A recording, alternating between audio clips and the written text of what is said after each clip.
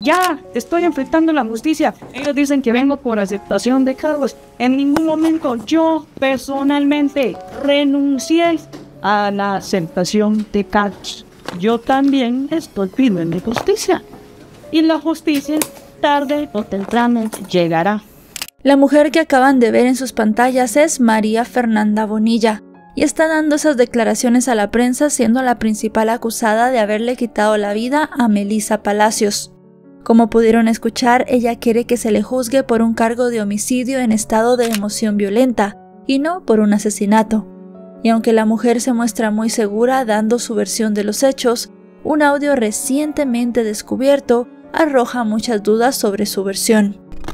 Por favor, la contraseña y no te digo nada, no te hago nada. Por favor, hablaste de mí, hablaste de la Eva, hablaste que éramos caseros, que éramos. Yo no dije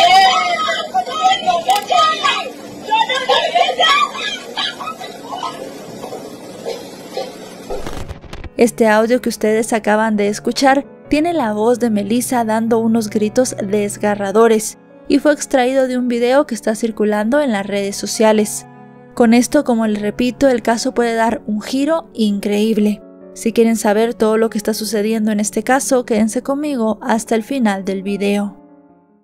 Hola a todos, ¿cómo están? Mi nombre es Lesma, espero se encuentren muy bien. Yo como siempre muy contenta de poder estar un día más aquí con ustedes, muy agradecida de que me estén viendo donde quiera que se encuentren.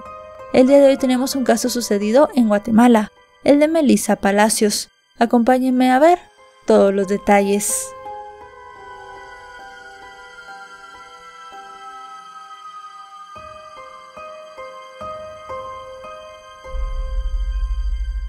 Antes de iniciar este video quería comentarles que mi libro En el laberinto de sombra ya está disponible para ser comprado en la plataforma de Amazon. Cuenta con dos versiones, la tapa blanda y también el ebook para que escojan la que más les guste. Melissa Alejandra Palacios Chacón nació el 15 de noviembre de 1999 en el municipio de San Jorge, en el departamento de Zacapa, en Guatemala. Ella creció en este lugar junto a sus hermanos y su madre, una mujer llamada Anabela Chacón, quien se desempeñaba como agente de la Policía Nacional Civil. Desde pequeña, Melissa mostró una personalidad ambiciosa y muy coqueta. Además de eso, también le gustaba pasar tiempo con su familia, incluido su hermano, quien representaba para ella una figura paternal. Sus seres queridos la describen como una joven responsable, muy humilde y decidida a forjar su propio camino. En esta misma línea de pensamientos, ella tenía el sueño de ser auditora, algo que había pensado desde que culminó sus estudios. Así las cosas, se graduó como auditora técnica y con esto estaba dando el primer paso para poder obtener una licenciatura. Lamentablemente, los sueños de Melissa no llegaron a hacerse realidad, ya que su vida fue truncada el 4 de julio de 2021. Ese día, Melissa le avisó a su madre que iría a celebrar el cumpleaños de una amiga llamada Cecilia. Así, mientras avanzaba la tarde y el tiempo pasaba sin tener noticias de Melissa, su madre comenzó a preocuparse. Al ver que la jovencita no llegó a casa a la hora que le había informado, su angustia creció e intentó comunicarse con ella varias veces, pero su teléfono estaba apagado, algo que nunca ocurría. Alrededor de las 5 de la tarde, la mujer habló con otra de sus hijas, Daniela, y esta le comunicó que Melissa le había dejado un mensaje de voz, en el cual le decía que estaba con una amiga en otro municipio y que el vehículo en el cual habían ido estaba presentando problemas, pero que aún así iría a la fiesta de Cecilia. Entonces la madre de Melissa decidió llamar a Cecilia y la joven le aseguró que su hija nunca había llegado a la celebración.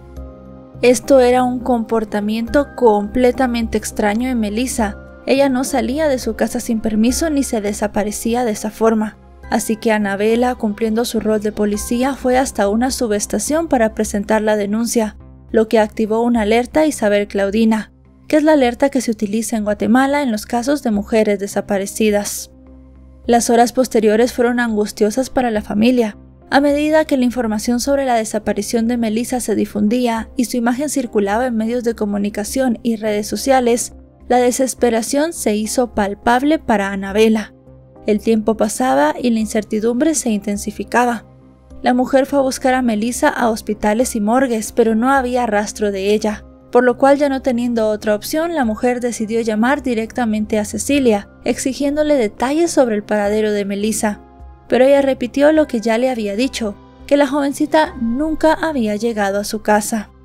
Estando ya muy desesperada, la madre de la chica volvió a presentar la denuncia ante la policía, exigiendo respuestas. En este contexto, las autoridades activaron la búsqueda, la cual llegó a su fin la mañana siguiente, cuando un grupo de recolectores de leña alertó a las autoridades sobre un hallazgo. Habían encontrado el cuerpo de una joven en una zona boscosa. Al llegar al lugar, las autoridades confirmaron que se trataba de Melissa, de 21 años en ese momento. Su cuerpo presentaba signos de violencia y en sus manos sostenía una rama y una roca, lo que para las autoridades fue un indicio de lucha. Los investigadores también encontraron rastros de cabello en el lugar, sugiriendo que podría haber sido arrastrada hasta allí. El hallazgo del cuerpo evidentemente desató una profunda tristeza y un llamado urgente de justicia por parte de su familia. Al día siguiente, los análisis forenses determinaron que a Melissa le habían quitado la vida por un trauma craneal causado por golpes con rocas. Se confirmó también que no había indicios de agresión sexual. Los análisis indicaron que todo había sido un acto criminal, en el que también se encontró un surco circular alrededor de su cuello, sugiriendo que había sido sometida a asfixia con un lazo antes de ser golpeada. Los informes forenses apuntaron a un ensañamiento y la posible participación de más de un agresor, lo que le sumó gravedad al caso, y también a la lucha de la familia por obtener justicia. La Fiscalía de Delitos contra el Femicidio en Guatemala se movilizó rápidamente y comenzaron a investigar el caso. Entre las primeras acciones se decidió indagar en la vida personal de Melissa. Le preguntaron a su familia si mantenía alguna relación sentimental, pero los allegados a la joven negaron que tuviera novio o algún interés amoroso. Los investigadores exploraron la posibilidad de que la madre de Melissa, debido a su trabajo como policía, hubiera recibido en algún momento amenazas. Sin embargo, Anabela afirmó que ella no había tenido problemas con nadie en su entorno laboral. Otra línea de investigación se centró en determinar si alguien había visto a Melissa sola y había decidido privarla de libertad. En ese contexto, el mensaje de voz que Melissa le envió a su hermana se convirtió en un indicio clave. En el mensaje ella mencionaba estar con una amiga, lo que llevó a las autoridades a indagar más sobre esta persona. Con ayuda de expertos, la familia rastreó las últimas interacciones telefónicas de Melissa, y con mucho esfuerzo se reveló que la última conversación de la joven había sido con otra chica, llamada María Fernanda Bonilla Archila, de 20 años. Los detectives se dirigieron a la familia de Melissa para preguntarles sobre esta joven. Ellos confirmaron que era una amiga de infancia de Melissa y que habían sido compañeras desde el colegio, aunque aparentemente, según ella comentó, habían perdido el contacto en los últimos tiempos. Así, rápidamente la atención de las autoridades se centró en esta joven. Buscaban entender la verdadera relación que tenía con Melissa y la posible conexión que tenía en los hechos que habían sucedido, por lo que rápidamente se convirtió en la principal sospechosa. La hermana de Melissa, Daniela, recordó que al escuchar el mensaje de voz en el que ella mencionaba que estaba con una amiga, comenzó a llamar a todas sus conocidas, incluyendo a María Fernanda, pero en esa ocasión la chica alegó no haber tenido contacto con Melissa en más de un año. Sin embargo, la revelación de la llamada entre ambas despertó una alerta entre las autoridades y la familia. A medida que avanzaba la investigación, Anabela recordó que luego de que Daniela llamara a María Fernanda para preguntarle por Melissa, esta chica se comunicó con varios miembros de la familia, mostrando una aparente preocupación por la desaparición, e incluso se ofreció a prestar un helicóptero de su familia para ayudar en la búsqueda de su amiga. Mencionó que era piloto y brindó su ayuda de manera insistente, lo que la hacía parecer una amiga solidaria en un momento de crisis. Pero lo que nadie imaginaba en ese momento es que María Fernanda estaba muy implicada en el crimen de Melissa. Y es que se estableció que la joven sí salió de su casa, ya que había acordado verse con María Fernanda en una calle cercana. En las investigaciones se descubrió que una cámara de seguridad de una clínica cercana captó el momento en el que Melissa fue recogida por María Fernanda en un vehículo de color oscuro. Ella iba junto a un hombre, que posteriormente se identificó como José Luis Marroquino Valle, de 27 años. Las autoridades entonces comenzaron a rastrear este vehículo a través de las cámaras de seguridad que había tanto en la vía pública como en los negocios. Se confirmó que efectivamente se había dirigido al lugar donde posteriormente se encontró el cuerpo de Melissa. La situación se tornó más inquietante cuando la investigación reveló que María Fernanda y el hombre que la acompañaba habían entrado en una zona boscosa, donde se sospechaba habían arrastrado a Melissa y habían cometido el crimen. Y es que en medio de las pesquisas se descubrió que no era la primera vez que María Fernanda acaparaba las portadas de los medios de comunicación. En septiembre de 2020 la mujer había sufrido un ataque armado. Su nombre resonaba en la comunidad no solo porque era una figura pública, sino también porque su madre había sido ex candidata a la alcaldía de un municipio de Zacapa. La mujer era conocida por su fuerte personalidad, y a menudo ella misma se describía como una mujer valiente y decidida. Decía que tenía mucho orgullo femenino y que el valor lo traía bien puesto. También se comentaba mucho sobre su vida y sus logros, porque había participado en varios rescates aéreos con helicóptero. Se le consideraba en la comunidad un símbolo de empoderamiento, pero muchos otros la veían como un lobo que vestía piel de cordero. Sugirieron que había más de su historia a simple vista y que detrás de la imagen de heroína que proyectaba existía una personalidad más compleja. La pregunta que surgió en este momento en el caso era ¿por qué María Fernanda quería acabar con la vida de Melissa, si supuestamente tenía mucho tiempo sin hablarse? Las evidencias recopiladas sugerían que la relación entre ellas dos era más complicada que una simple amistad. Y es que aunque ambas mantenían una amistad desde la infancia, las declaraciones de la familia de Melissa apuntaban a que era una amistad obsesiva y posesiva. María Fernanda, según algunas versiones, ejercía cierto dominio sobre Melissa, y se sospechaba posiblemente de una discrepancia entre ellas, lo que podía haber llevado a la tragedia. Las autoridades utilizaron distintos métodos, incluyendo el análisis de redes sociales y el registro de mensajes de Melissa. Mientras tanto, la unidad de cibercrimen también colaboraba para reunir más pruebas y fortalecer el caso. La situación dio un giro dramático cuando se supo que el crimen había sido premeditado, con una planeación que ocurrió semanas antes de los hechos. Las investigaciones revelaron que las últimas comunicaciones que había tenido Melissa estaban entrelazadas con unos mensajes intercambiados entre María Fernanda y José Luis. Los mensajes evidenciaban que el crimen había sido planeado. La familia de Melissa se llenó de indignación ante la revelación de lo que había sucedido, ya que era un acto deliberado y no un incidente fortuito. Mientras la justicia seguía su curso, la familia de Melissa enfrentaba un duelo que parecía interminable. Así, decenas de personas se unieron a su dolor durante el funeral de la joven, donde todos honraron su memoria. Los asistentes llevaron mantas que clamaban por justicia, y entre el dolor y los lamentos todo el mundo quería que las personas que le habían quitado la vida a Melissa fueran a la cárcel. La conmoción era palpable, y cada rostro reflejaba la indignación de lo que había sucedido. También con camisetas con mensajes de justicia y globos blancos, familiares y amigos se unieron no solo para despedir a la joven, sino también para exigir que el caso se esclareciera. El último adiós de Melissa se convirtió en un punto de reunión, donde toda la población expresó su dolor y su determinación a que la historia no fuera olvidada. Para la familia, el dolor de la pérdida de Melissa era constante, y el hecho de que las investigaciones avanzaran con lentitud los hacía sentir temerosos de que los sospechosos escaparan del país. En su desesperación, ellos comenzaron a difundir los nombres y las fotografías de estas personas en las redes sociales, un hecho que las autoridades ya les habían advertido que podía dificultar el proceso de investigación. Eso sí, para ese momento no se tenía información de estas personas, y gracias a la colaboración de la familia junto con la investigación de la fiscalía, se pudo ubicar a los sospechosos intentando huir al extranjero, justo antes de ser arrestados el 25 de agosto del año 2021.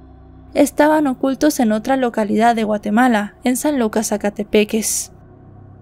Durante su arresto, María Fernanda intentó defenderse diciendo que ella no estaba huyendo, sino que tenía razones para estar en esa área.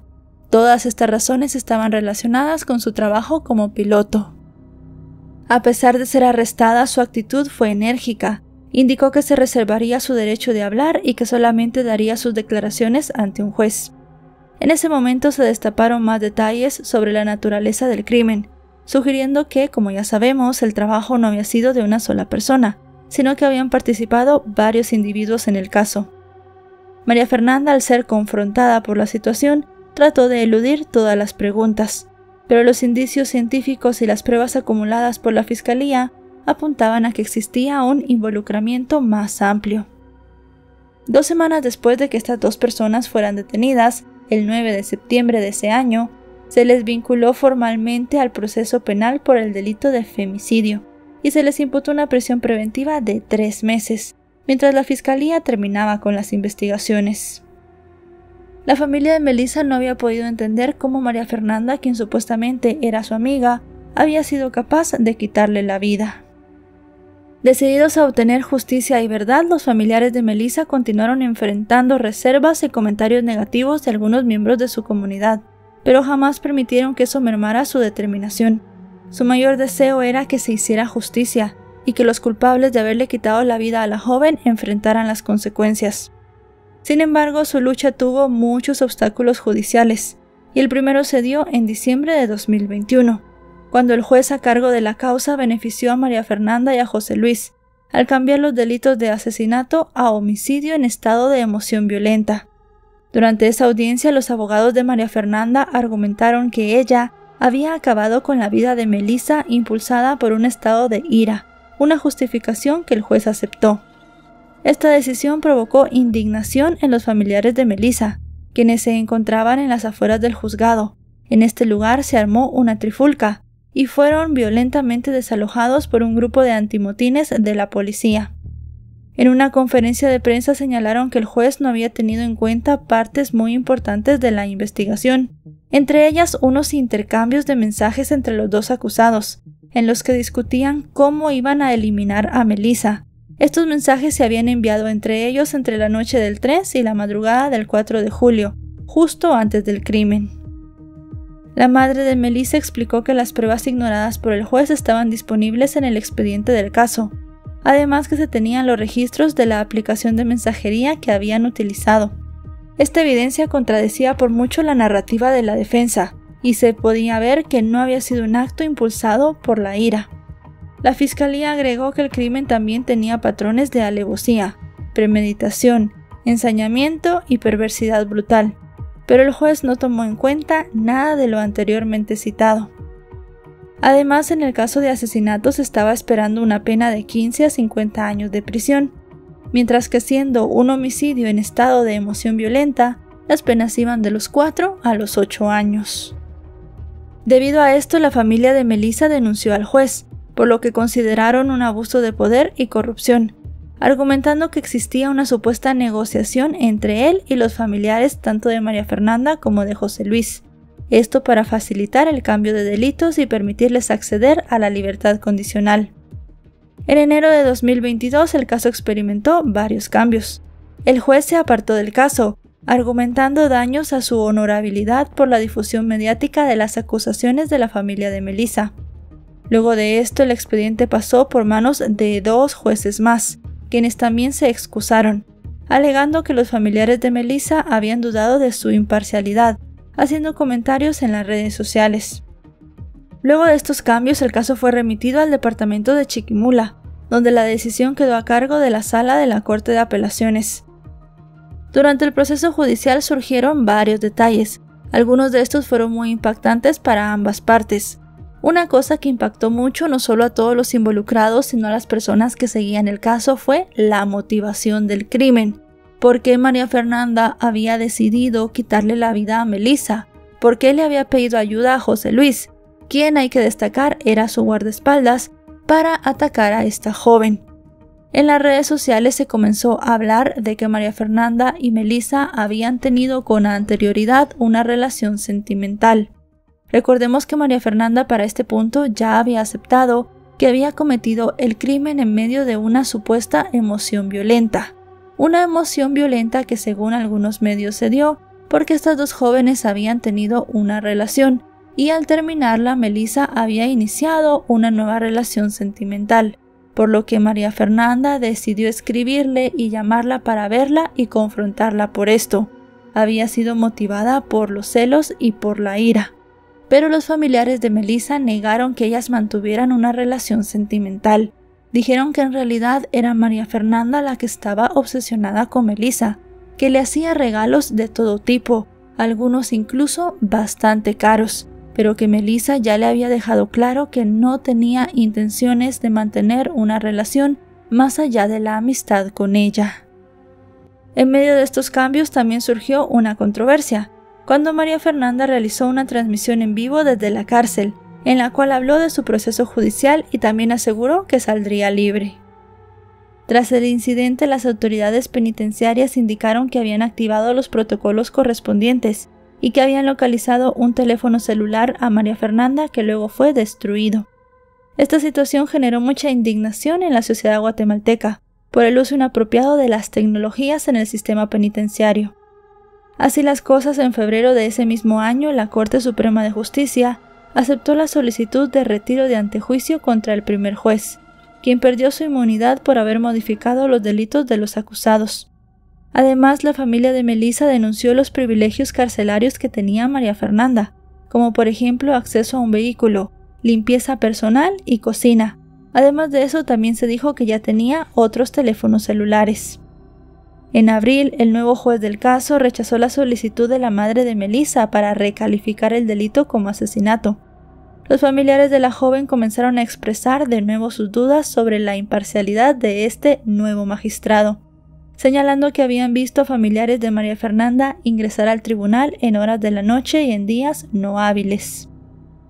Adicionalmente, se reportó que habían imágenes de algunos sujetos merodeando las afueras del juzgado, lo que llevó a los familiares de Melissa a solicitar que el caso fuera enviado a un juzgado de mayor riesgo por cuestiones de seguridad. Mientras tanto, los familiares de Melissa seguían esperando la decisión del juez de si enviaría o no a juicio a María Fernanda y a su guardaespaldas José Luis. En agosto se abrió un proceso administrativo en contra del primer juez del caso, para determinar si había actuado bajo soborno de María Fernanda o de algún familiar. Ese mismo mes, el Ministerio Público buscó procesar a la mujer por el uso de telecomunicaciones en la prisión, pero ella no se presentó a la audiencia, manifestando que tenía problemas de salud. Luego de esto, el caso permaneció detenido debido a varios recursos legales, tiempo durante el cual familiares y amigos de Melissa realizaron varias protestas buscando justicia. Por su parte, el Ministerio Público había solicitado trasladar el caso a un juzgado de mayor riesgo, argumentando las intimidaciones y la falta de imparcialidad, pero en enero de 2025 la Cámara Penal rechazó este traslado. La defensa, por su parte, solicitó la aceptación de cargos para cerrar el proceso y recibir una reducción de la pena. La última actualización que se tiene del caso sucedió el 12 de marzo de 2025, cuando estaba prevista la audiencia intermedia en el juzgado, pero esta tuvo que ser suspendida, ya que el Instituto de la Víctima recusó al juez. Según explicó el abogado, en la audiencia anterior, la defensa de ambos acusados se había retractado del procedimiento de aceptación de cargos. De acuerdo con el abogado, al retractarse, la normativa estipulaba que el juez que diera trámite no debía seguir conociendo el caso, por lo que debido a que el juzgador había mostrado interés en continuar, se había planteado por parte de la querella de la víctima una recusación, la cual fue aceptada parcialmente. También se detalló que un juez del mismo tribunal podía realizar la audiencia en los próximos días, para poder conocer la solicitud de la defensa, buscando que los dos acusados salieran de la cárcel. Durante esta audiencia, María Fernanda, de 24 años, llegó al juzgado escoltada por varios agentes, no solo de la policía, sino también de seguridad privada. Además, la mujer vistió un chaleco antibalas. Con firmeza, como pudieron escuchar en las declaraciones que vimos al inicio del video, ella dijo que no había cometido un asesinato. Estaba segura que su acción se marcaba como un homicidio en estado de emoción violenta. No sé si la familia, nuevamente repito, de Melissa está mal informada. Señores, les estoy dando la cara. Estoy enfrentando la justicia. No sé cuál es el temor de que yo en su momento pueda obtener la libertad. Si ellos están conscientes que mi delito no es asesinato, mi delito es homicidio en estado de emoción violenta. Aseguró que quería que su voz se oyera, y se expresó diciendo que enfrentaba a la justicia con el corazón tranquilo, que se sentía contenta, llena de fe, y también afirmaba que Dios había sido bueno con ella, porque le había dado fuerzas para enfrentar de manera extraordinaria los momentos difíciles. La mujer continuó diciendo que estaba dispuesta a enfrentar las consecuencias de sus actos, y que no entendía el temor de algunos sobre la posibilidad de que ella consiguiera su libertad. Además mencionó que había tenido enfrentamientos legales con la familia de Melissa y que nunca había perdido ninguno. No me han ganado ningún amparo, señores. Y fuimos a la Corte de Constitucionalidad, donde nos enfrentamos con los magistrados, 12 magistrados, y los 12 nuevamente le dieron sin dudas. La joven dejó claro que no aceptaría los cargos en su contra, y con un tono desafiante declaró que si la familia de Melissa pedía justicia, ella también estaba buscando su propia justicia. Sin embargo, a pesar de que ella estaba muy decidida a que no había planificado el asesinato de Melissa, unos días después se filtró un audio, el cual fue grabado minutos antes de que le quitaran la vida a la joven, el cual también ya mostramos al inicio de este video. La veracidad del mismo fue confirmada por la acusación. Ante estas nuevas evidencias, el Instituto de la Víctima, que representa a la familia de Melissa, anunció que pediría revertir de nuevo la decisión y que se volviera a acusar a estas personas por asesinato, argumentando que tanto el audio como los mensajes que habían intercambiado constituían pruebas suficientes de su culpabilidad y de que todo había sido planificado por ellos. La familia de Melissa sigue buscando justicia y siguen luchando. Hasta el día de hoy esperan que al fin, luego de tanto tiempo, se pueda tener un cierre en este caso y que las dos personas que le quitaron la vida a Melissa sean enviados a prisión. Y bueno, chicos y chicas, hasta aquí el video de hoy. Un caso muy controversial, un caso muy reciente también que se está dando en este momento en mi país, en Guatemala, y realmente un caso pues que no deja indiferente a nadie. Respondiendo a la pregunta que hizo María Fernanda de cuál es el miedo que se tiene de que ella salga libre, pero realmente el miedo que tenemos todos es que saliendo libre ella vuelva a quitarle la vida a otra persona cuando ya lo hizo de una manera muy violenta. El quitarle la vida a una persona utilizando piedras. También habían intentado asfixiar a Melissa utilizando las manos o algún artefacto en su cuello. Pues todo esto realmente no es de una persona que sea muy productiva en la sociedad, ni que tampoco sea alguien que tenga que vivir entre nosotros. Es un peligro para todos. Así que realmente sí, hay miedo de que una persona que mató a otra salga libre, como suele suceder en muchos casos. Al final les seguiremos trayendo toda la información sobre este caso, un caso que realmente puede dejar un mal sabor de boca en los familiares de Melissa si no se logra que estas personas sean juzgadas por asesinato. Si este video les ha parecido informativo, recuerden dejarle un me gusta, recuerden suscribirse si no lo están. Actualizo 3 o 4 veces por semana y si están suscritos les llegará una notificación cada vez que yo suba un video. También me encuentran en mis otras redes sociales, aparezco como LesmaVR y allí subo contenido todos los días. Ahora sí, nos vemos hasta otro caso. Adiós.